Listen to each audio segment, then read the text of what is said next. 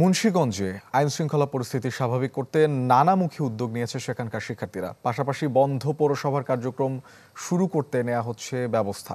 সাধারণ শিক্ষার্থীদের এমন কাজে অংশ নিয়েছেন অভিভাবকরা সহ নানা শ্রেণী পেশার মানুষ।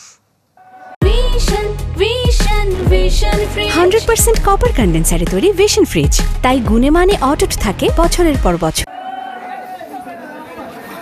শ্রাবণের বৃষ্টি উপেক্ষা করে দলবদ্ধভাবে শিক্ষার্থীরা সরিয়ে নিচ্ছেন পুড়ে যাওয়া যানবাহন। কেউ বা ব্যস্ত পরিচ্ছন্নতার কাজে। এদিকে সম্প্রতি বেড়েছে ডাকাত আতঙ্ক, তাই দ্রুত আইন শৃঙ্খলা পরিস্থিতি স্বাভাবিক করতে প্রস্তুত করা হচ্ছে মুন্সিগঞ্জ সদর থানা।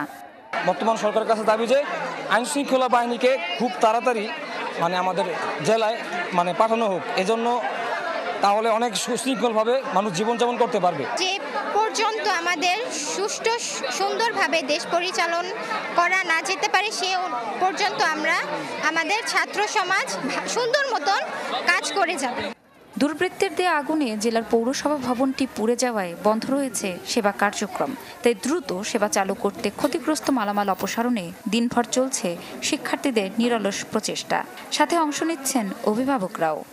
সন্তানরা যেমন কাজ করতেছে এর সাথে আমরা মায়েরও কাজ করতেছি। আমার সন্তানকে নিয়ে মাঠে ছিলাম, এখনো আমি আমার সন্তানকে নিয়ে সেবামূলক কাজের মধ্যে আছি এবং থাকবো আগামীতেও ইনশাল্লাহ। কিভাবে সম্মিলিতভাবে সুন্দরভাবে কাজ করা যায় আমরা আবার এর দিক নির্দেশনা দিব, বড় ভাইরা অথবা যারা আছেন তারা নির্দেশনা দিব, এভাবে আমরা কাজ করব।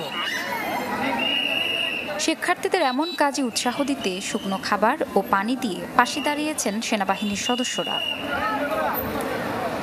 এ সময় তারুণ্য নির্ভর বাংলাদেশ গড়ার প্রত্যয় ব্যক্ত করেন শিক্ষার্থী, অভিভাবক সহ সব স্তরের মানুষ। Desk report, channel 24।